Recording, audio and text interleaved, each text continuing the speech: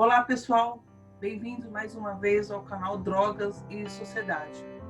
Eu me chamo Gleuda Apolinário, sou socióloga de formação e tenho um trabalho, uma experiência na área de política sobre drogas. E por conta disso, nós achamos oportuno abrir um canal para fazer exatamente esse diálogo com a sociedade, um tema tão complexo, né? Um tema tão difícil, que é a questão do mundo das drogas, das políticas sobre drogas. E hoje, para conversar conosco, nós convidamos a professora Zila, que é uma especialista na área de prevenção a políticas de drogas e vai falar para vocês aqui uma série de fatores e experiências que ela tem nesse tema. Zila, seja bem-vinda, tudo bom?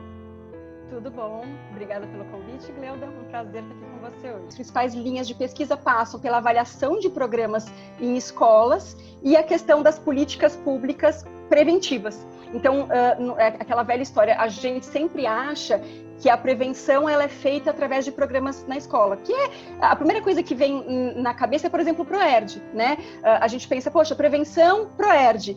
Só que, na verdade, a prevenção ao uso de drogas em si, ela é muito além, né? Ela é muito maior do que simplesmente esse braço da prevenção escolar. Então, a principal forma de prevenção ao uso de drogas hoje vem das políticas públicas. Então, a forma mais, digamos, efetiva de você reduzir o consumo de drogas e o dano associado ao uso de drogas em uma população é, basicamente, alterando a legislação para tentar reduzir, eu não estou falando proibir, mas reduzir a disponibilidade, reduzir o acesso, especialmente dos mais novos, a gente já vai falar disso, dos adolescentes, reduzir a publicidade, ou seja, formas de você lidar com aspectos sociais e ambientais da prevenção. Tá? Então, é basicamente disponibilidade, é o marketing, é o preço da substância. Então, tudo isso afeta o consumo.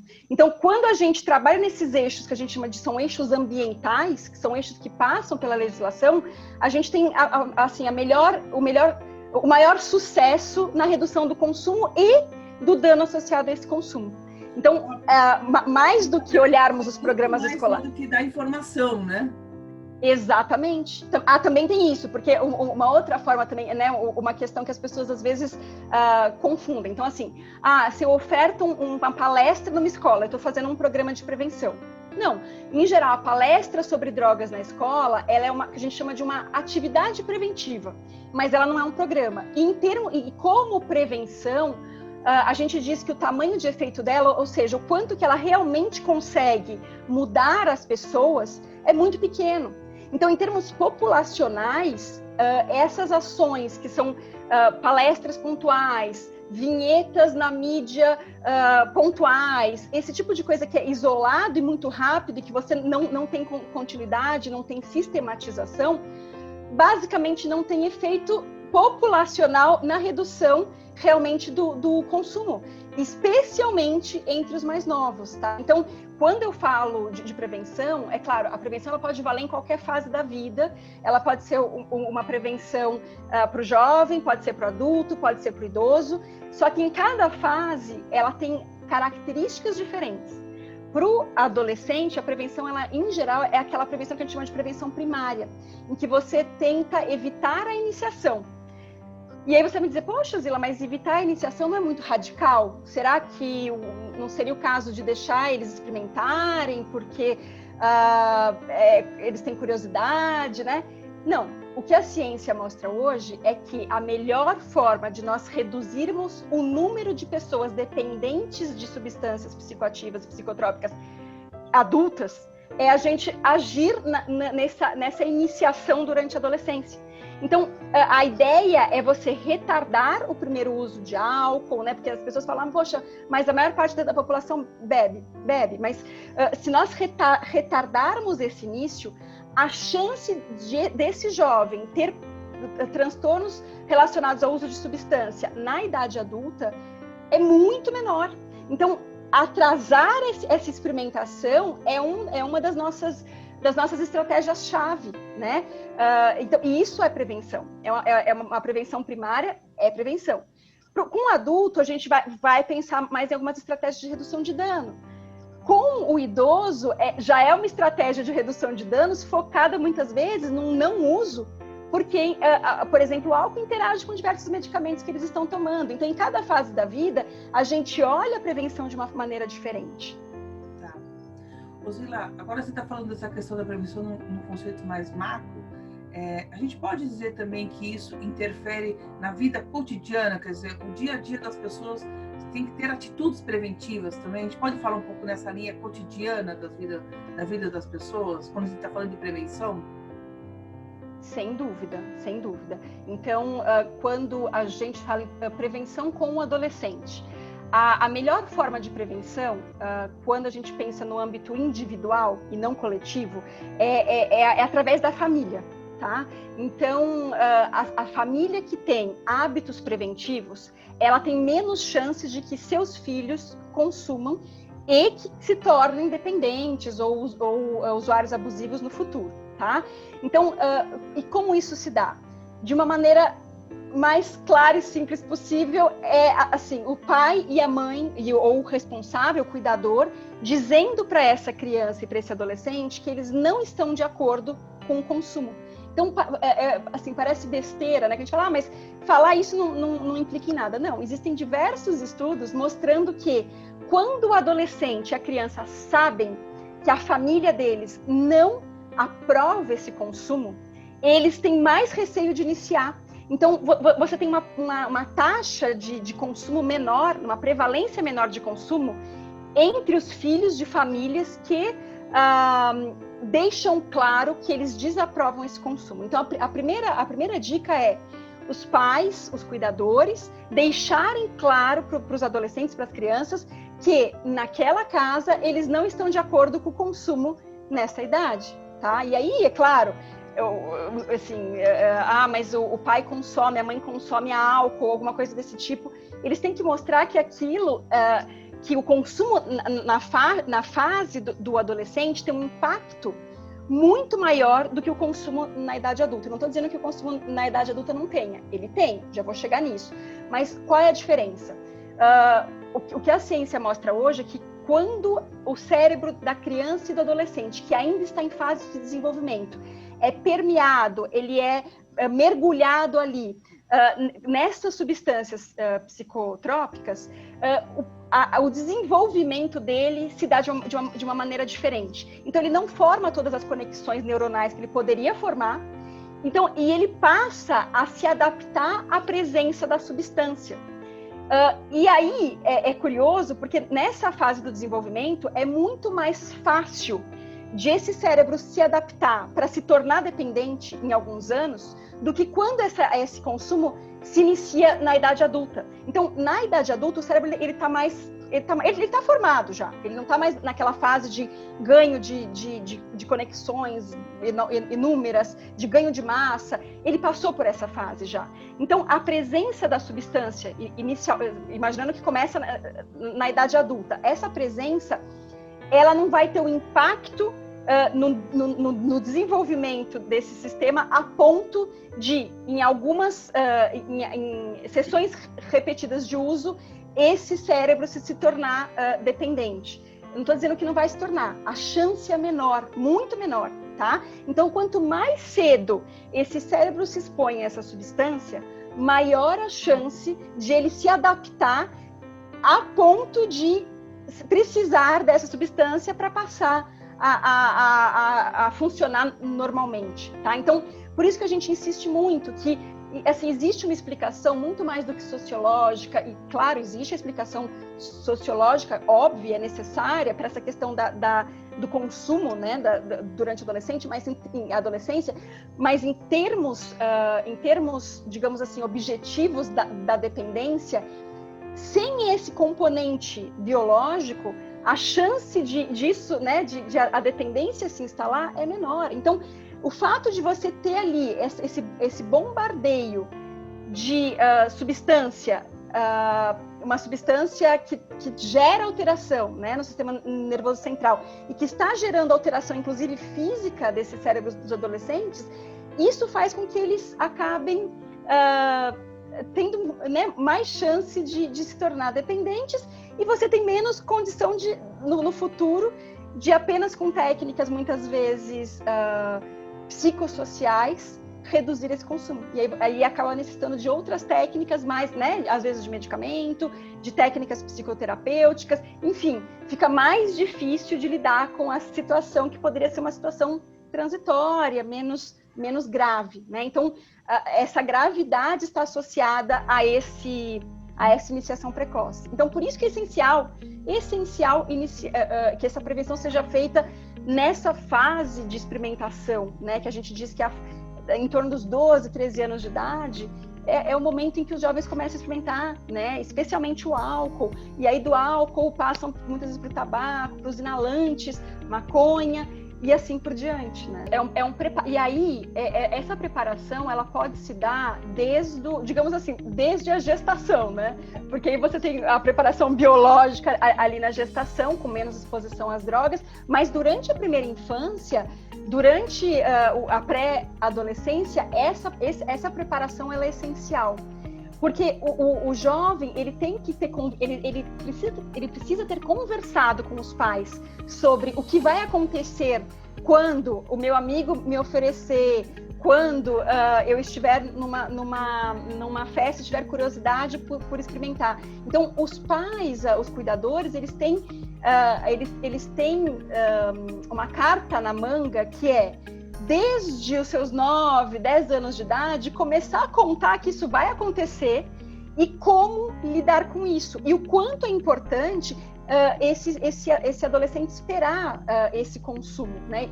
Para esperar chegar aos seus 18 anos. Então, esses 18 anos, ele não é aleatório, não é uma coisa moral, do tipo, 18, se você tem mais de 18, tem menos de 18. Ele tem muito a ver com a questão realmente do processo de maturação do cérebro. Então, essa conversa tem que ser feita. E aí, o que a ciência mostra pra gente hoje é que quanto mais cedo essa conversa é feita, né? Ou seja, as famílias que trazem isso pro cotidiano, conversam na refeição, explicam como funciona, falam do que virá, né, no meio, na festa e tudo mais, eles têm muito mais sucesso do que quando não se fala sobre o assunto com o adolescente, deixa ele fazer, ou quando você demora para fazer isso e vai fazer só quando ele já começou, né? Que às vezes acontece isso, agora eu vou conversar.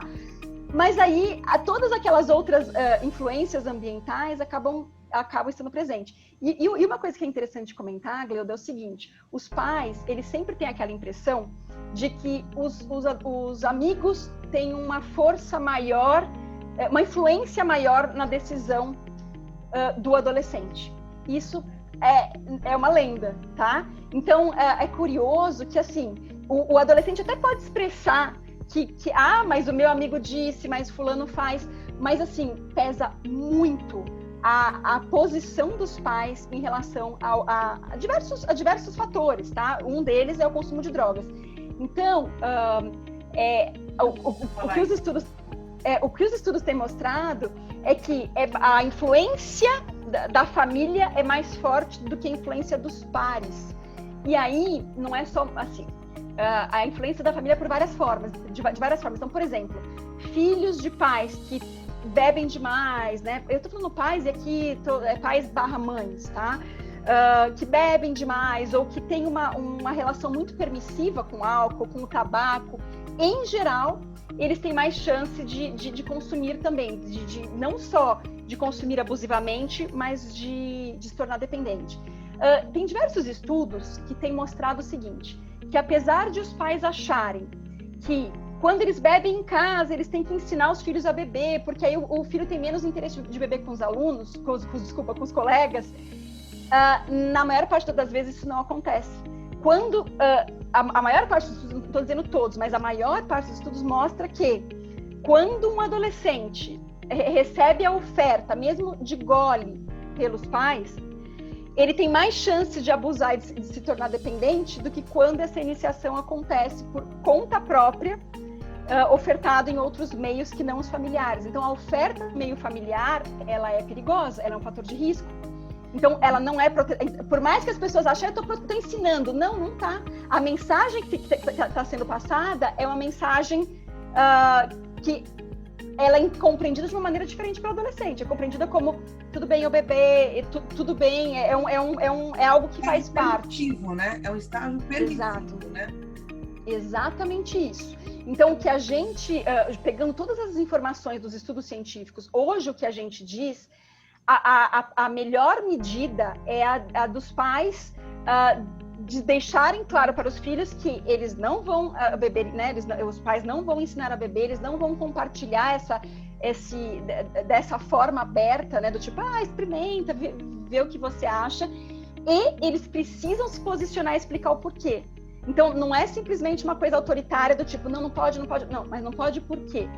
Explicando todas essas questões realmente da importância de você retardar, né, essa iniciação.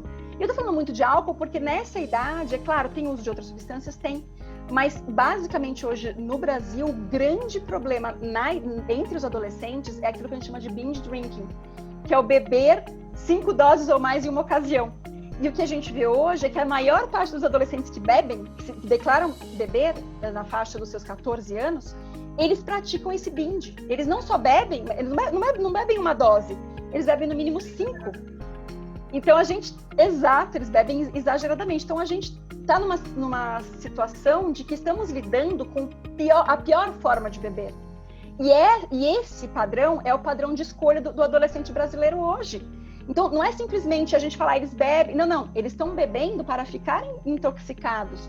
Eles estão bebendo para realmente perder, inclusive, a noção de proteção, de como se proteger num ambiente de risco, né? Então, tá na casa do amigo e tá intoxicado, e aí?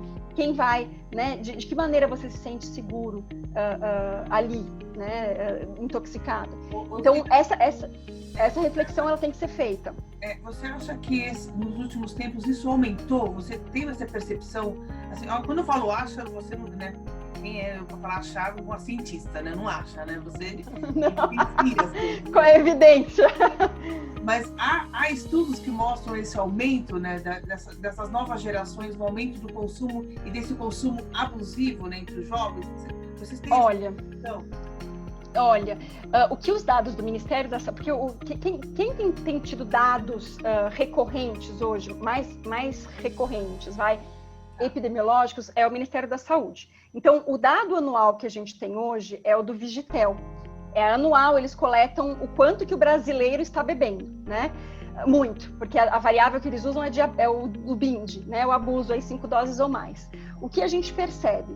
Em média, no Brasil existe uma estabilidade nesse binge para adultos, tá? Mas não para mulheres. Se a gente pega o total do Brasil, é estabilidade. Quando você olha as mulheres, elas estão aumentando esse padrão de consumo. Então, é difícil falar no geral, porque quando você olha o grupo de mulheres, ele precisa de uma atenção maior.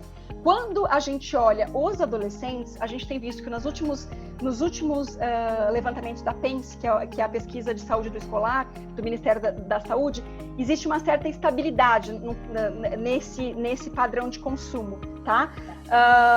Então, nos últimos anos, eu diria para você que desde 2012, 2009, 2012, 2015, existe uma certa estabilidade, não é nada, as mudanças não são radicais. O que a gente notou é que tem inclusive um estudo que nós fizemos utilizando os dados históricos, né, do CEBRID, dos levantamentos nacionais entre estudantes de ensino fundamental e médio, que vão de 87 até 2010. Diversos, um segmento grande, mas tu fez 2010, então não vou dizer que é de 10 anos atrás o último. Neste período, basicamente em todas as capitais houve uma queda de consumo nessa faixa etária. Então, mas por que isso? Basicamente porque o consumo anterior, na década de 80, ele era muito alto, tanto de tabaco quanto de álcool, e o que a gente acredita é que nesse período diversas leis foram implantadas, né? As políticas foram melhorando para tabaco, para álcool, e aí há uma queda importante, muito maior no tabaco, a queda muito maior, mas o álcool também tem essa redução. Então, É claro, eu não consigo generalizar isso para toda a população. Eles não avaliaram adolescente que não está na escola, né? Então tem outros poréns aí. Mas dá para ver uma certa queda neste grupo e uma estabilidade de 2012 para cá com os dados da PENSE.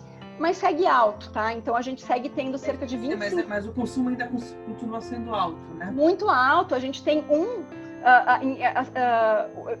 25%, um em 4 adolescentes pratica esse binge no mês, tá? Isso, ou seja, não é assim, é beber para ficar alcoolizado. Então é um número importante, é maior do que muitos países europeus, maior do que o valor médio nos Estados Unidos. Então a gente tem que sim falar sobre isso, discutir, tentar intervir. E como você falou, a questão das políticas públicas, né? O quanto isso colabora. Você acabou de citar a questão de legislações, né? Essas legislações, álcool proibido para menores, né? Agora a penalização do comércio que vende o álcool, né? Também isso, claro, a gente ajuda, né? E vai inibindo, mas eu acho que as estratégias também de legislações, estratégias de políticas públicas acabam interferindo, inclusive, nesse consumo, né? Você falou uma vez também, estudos que você já fez, que é a questão do acesso, né? A dificuldade de você acessar o consumo. Acho que eu queria que você falasse um pouco disso, dos estudos que mostrou em outros países a dificuldade que os jovens têm de acessar o álcool, no caso. Exatamente. Então, isso é uma das, digamos assim, a minha grande bandeira em termos de prevenção hoje é a gente pensar realmente em reduzir o acesso. E aí, de novo, eu não estou falando em proibir, eu estou falando realmente em reduzir da seguinte forma: a nossa lei, ela já prevê que o menor de idade não pode comprar, existe inclusive as consequências para quem oferta para o menor de idade, etc. O que precisa ser feito agora é uma maior fiscalização dessa lei que já existe. Além disso, o que tem funcionado em outros países, assim, primeiro que a lei existe em diversos países e ela é realmente aplicada com grande rigor. Então, se um estabelecimento é pego, né, vendendo para menor, ele é fechado, ele é multado em altos valores. Hoje, a gente não, apesar de ter legislação e ter o esforço de diversos setores, honestamente, falta, como é que eu vou te dizer, falta inclusive força de trabalho para fazer esse tipo de fiscalização. Então, isso precisa ser pensado. Uma outra coisa que tem que ser discutida é a questão das licenças. Então, hoje, o adolescente... Hoje não, porque a gente está em época de pandemia. Mas vamos pegar o carnaval. Os adolescentes na rua comprando nos isopores. As pessoas que estavam lá, assim, que tipo de controle tinha de venda? Então, a disponibilidade é muito grande. Muito fácil. E não só assim, também assim, horário de venda. A gente não tem nenhum controle de, por exemplo, olha, os estabelecimentos, eles podem vender, né? Eu tô falando já para maiores de idade, não tô nem falando para os menores. Mas assim, os mercados, a partir das 10 horas da noite, não podem mais vender bebida alcoólica, uma coisa desse tipo, né? Existem várias legislações internacionais que reduzem os horários. E, ao reduzir os horários de venda, eles reduziram, por exemplo, homicídio associado ao uso de álcool, acidentes de trânsito, várias complicações. Violência doméstica, né? Violência doméstica. E aí entra a questão de horário de, por exemplo, horário de venda de álcool dentro dos estabelecimentos, tipo bares e baladas. Aqui a gente não tem. Aqui é 24 horas se deixar, né? Nos países em que foi possível você reduzir o dano do álcool, tem sempre algum tipo de intervenção em relação aos horários de venda. Você reduz o horário, você reduz a quantidade ofertada, você reduz o dano. Porque a pessoa chega uma hora que ela pelo efeito do próprio álcool, ela perde a noção de que ela já passou do limite. E não é culpa dela, na verdade é um efeito farmacológico do próprio álcool. Então, tá aí a sutileza, né, que tem que ser trabalhada, né? Osvila, outro estudo também que você fez, que você nos apresentou uma vez, que eu achei muito legal falar sobre isso, foi sobre o open bar, né? Queria que você falasse um pouco disso.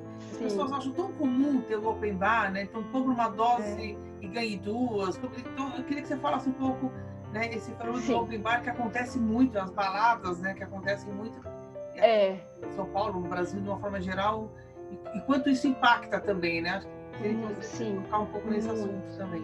Muito. E assim, o open bar, ele nos últimos anos virou meio que uma característica muito comum da noite paulistana. Eu imagino que em outros estados também aconteça, mas aqui, inclusive, o que os jovens dizem é o seguinte, que eles escolhem em que balada ir, se é open bar, é onde eles querem ir, tá? Porque você paga uma taxa fixa e consome à vontade. Existem outros modelos, então o modelo em que você também assim, que você não é open bar, mas você paga taxas irrisórias e ganha combos de tipo 4 vodkas e diversos energéticos para dividir com seus amigos. Então, existem vários modelos aqui. E essa é uma das grandes bandeiras, inclusive da OMS, na prevenção dos danos associados ao álcool. Você reduzir a disponibilidade e reduzir essas promoções absurdas, sendo o open bar uma delas. Então, o que a gente encontrou?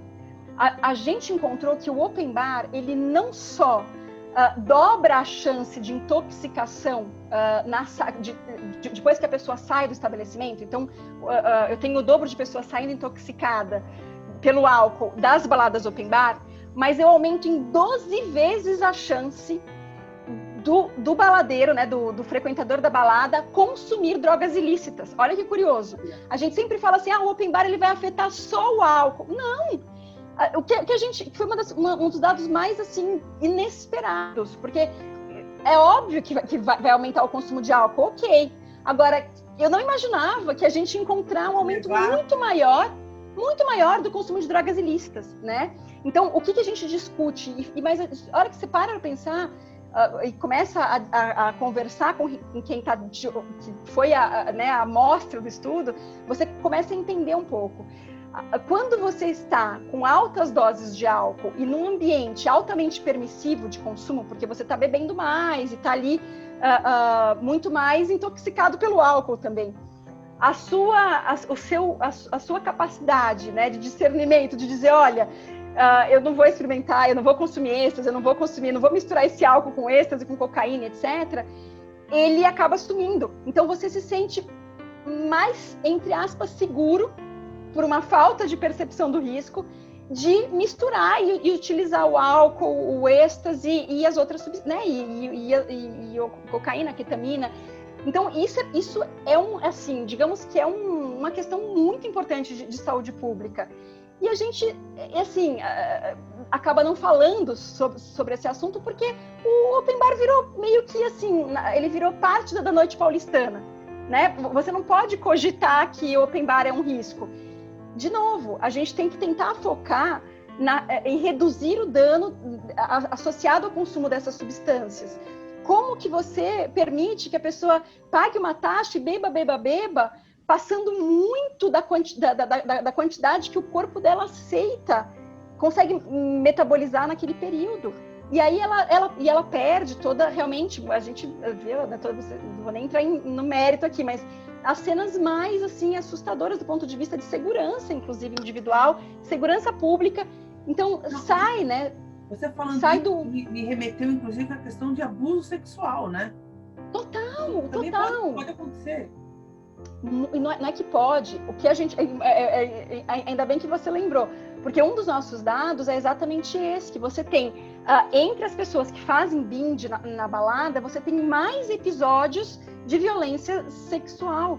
Então, ou seja, muito provavelmente porque a pessoa, o agressor, né, ela nota de alguma maneira essa vulnerabilidade por conta da intoxicação e identifica aquela pessoa como mais uma vítima. Exato. Então, a gente... É muito sério. Então, assim, é possível que essas pessoas elas tenham uma noite mais segura. Então, existe, na ciência internacional, existe hoje linhas de pesquisa muito sólidas sobre a segurança na vida noturna. Então, existem até congressos focados em vida noturna, em como você tornar esse lazer mais seguro, né? É possível, só que no modelo que a gente tem hoje aqui no Brasil, como que você vai falar em segurança se você deixa a pessoa pagar, em geral são valores muito baixos, tá? Claro, tem open bar de R$30, tem open bar de R$500. Mas ela pode pagar esses 30, 40, beber a noite inteira, e tem algumas, inclusive a gente chegou a encontrar um open bar de R$20. Então você imagina que bebida que era aquela, a gente, sei lá, do posto de gasolina, a gente, entendeu? A gente não consegue nem saber de onde vem aquele álcool. Mas enfim, imagina com a pessoa bebe, ela está intoxicada, perde, inclusive, a noção de que ela não pode mais seguir bebendo, porque o corpo, quanto mais álcool eu tomo, mais o meu corpo pede. Então, existe esse efeito do álcool de pedir mais, e aí não pede só álcool, ele pede as outras substâncias. Por isso que eu disse que eles acabam experimentando outras. E aí, a questão é como que você faz com que uma balada nesse modelo seja segura? Não vai ser. O modelo de open bar, ele nunca pode ser seguro, né? E não é simplesmente uma opinião, é um dado que nós temos o dado brasileiro e informações muito semelhantes em outros países também, né? Que quanto mais barata a bebida, quanto mais disponível ela está na noite, mais a pessoa bebe e mais ela sai intoxicada da balada, da festa. Você acha que isso tem um pouco a ver também com eu não vou dizer permissão social, mas tem um pouco a ver também com uma omissão da sociedade? Você acha que a sociedade, de uma forma, eu não estou falando paulistana, que a paulistana aqui, mas na sociedade de uma forma geral, para esse assunto do consumo abusivo, fica como um assunto secundário, quer dizer, às vezes dá a sensação assim que a sociedade, a opinião pública, né, de uma forma geral, não está dando importância para isso, né? Você tem essa sensação também? Eu tenho, e aí, eu vou te dizer, eu não sei se eu tenho dúvida se eu acho que, eu tenho dúvida hoje se é muita permissividade ou se é uma cumplicidade, no sentido da seguinte forma: como eu faço, por que eu vou querer que os outros não façam, né? E aí, eu nem sei se é uma permissividade no sentido de... Porque às vezes a permissividade é mais ou menos assim, tudo bem, deixa eles fazerem e tal. Mas eu acho que tem um ponto aí de cumplicidade, do tipo, já que eu também faço, por que eu vou querer que o outro deixe de fazer, ou eu vou querer que essa lei mude?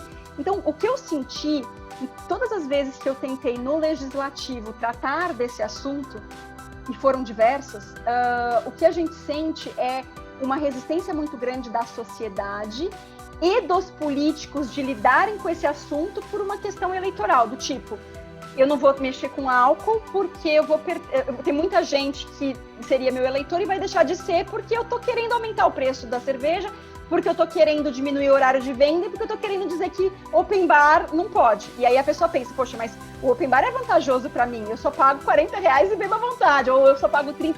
Então, você tá mexendo na vida das pessoas, né? Então, é difícil, é muito difícil.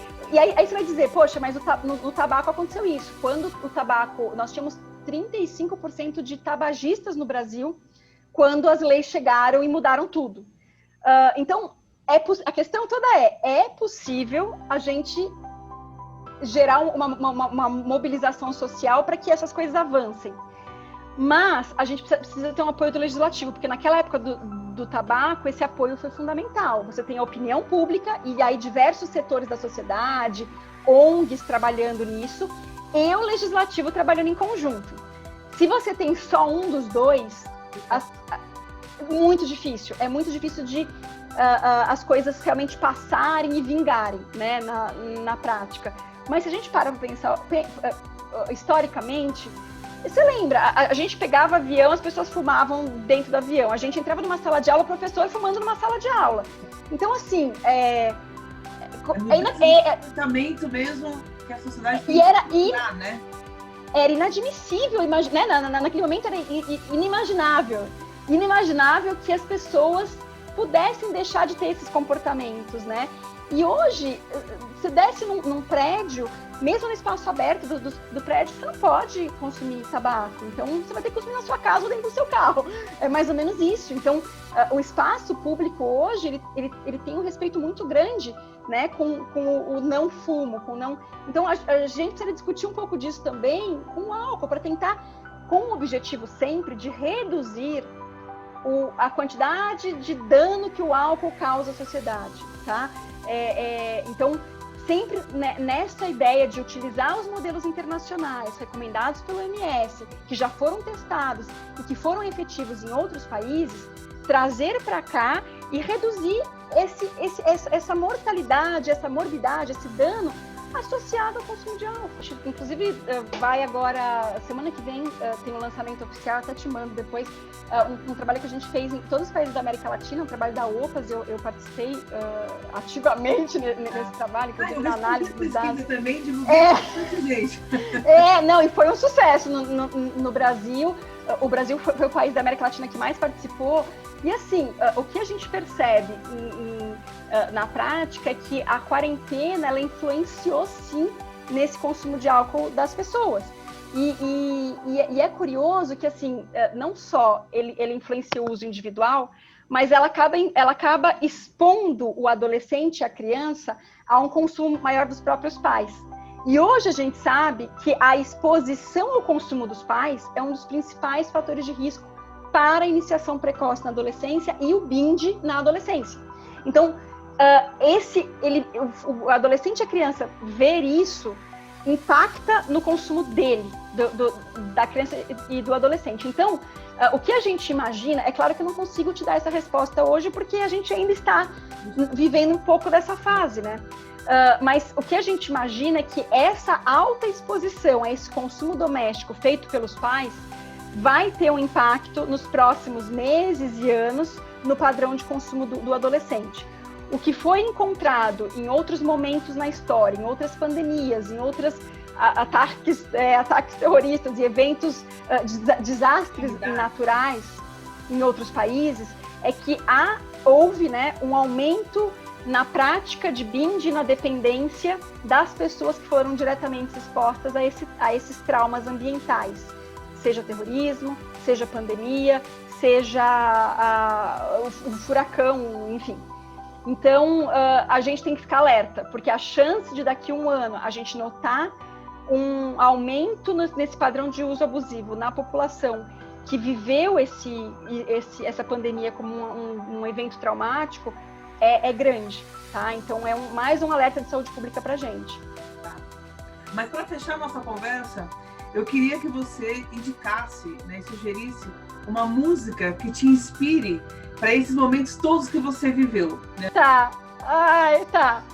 Então, uma música que eu tenho, assim, que me marcou muito, porque foi uma música que eu ouvi durante vários momentos de estudo para o meu concurso como professora, que foi um concurso muito concorrido, disputado, e que eu estava ali no dia antes de começar as provas, estava ali ouvindo no último volume para ver se eu me acalmava, e que tem uma letra ela é curiosa porque ela tem uma letra que mostra o quanto que a nossa vida ela passa por fases diferentes e que a gente às vezes está bem e de repente a gente está mal e tem que pensar isso. A música Viva la Vida, do Coldplay. Ai, maravilhosa! Então, eu gosto muito da música, da melodia, e a letra me faz ver que, assim, de repente as coisas, você tá bem e de repente tá tudo uma lástima e altos e baixos, e a gente tem que se olhar de novo e enfrentar os novos desafios com um outro olhar, né? E vou pedir para você compartilhar, curtir, faça comentários também, dê as suas sugestões, dicas. A Zila é uma pessoa excelente, vocês viram aqui a nossa conversa, uma pessoa bem especialista no assunto e que eu acho que vai contribuir muito conosco aqui nesse canal, na sociedade de uma forma geral. E eu acho que a gente tem que seguir alguns caminhos, algumas dicas aí que ela deu. Acho que é importante a gente seguir também e eu vou cada vez mais reforçar isso, viu, Zila? Porque eu acho que você tá mostrando para nós, ó, gente, tem caminhos aí, né? A gente tem que, né, chacoalhar a sociedade aí. Eu acho que para o tema de hoje, a principal consideração é a seguinte: existem evidências científicas que podem auxiliar as políticas públicas a serem mais eficazes na proteção social. É isso. Então, a gente sabe o que funciona, só que a gente não está aplicando o que a ciência mostra que funciona à nossa sociedade. Então, a minha grande reflexão é: vamos tentar integrar o dado científico, o achado, né, a evidência científica com a legislação. Então, a gente tem que integrar, ficar mais próximo, fazer um movimento que permita que esse dado científico seja útil à nossa sociedade. Muito bom, muito bom. Zila, muito obrigada mesmo. Obrigada a você pelo convite. Fica aqui um convite aberto para te chamar outro momento. Eu acho que nós vamos ter outras conversas. Estou à disposição. Fica aqui o convite. Pessoal, muito obrigado por vocês terem acompanhado a gente aqui no canal. Espero que vocês tenham gostado dessa nossa conversa. Espero que vocês curtam, compartilhem, comentem, deixem as suas sugestões e siga a gente no nosso canal Droga e Sociedade, tá bom? Até a próxima. Muito obrigada. Zila, beijos. Tchau, tchau. Beijo. Tchau, tchau.